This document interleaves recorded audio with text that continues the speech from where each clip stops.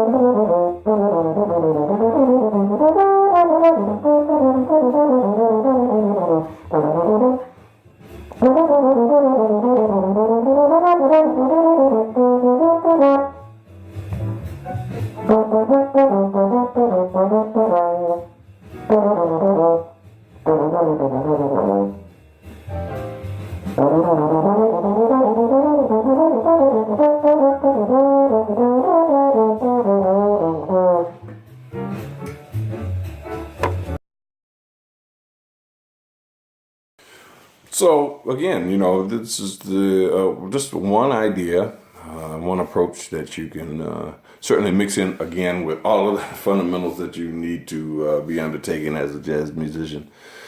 You know, there's a million ways to skin a cat.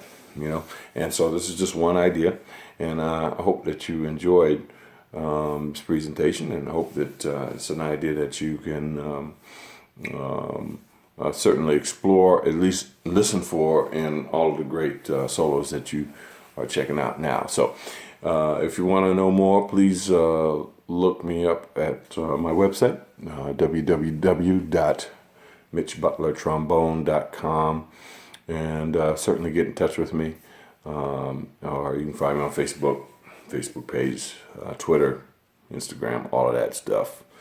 All right, it's been fun. Talk to you next time. Peace.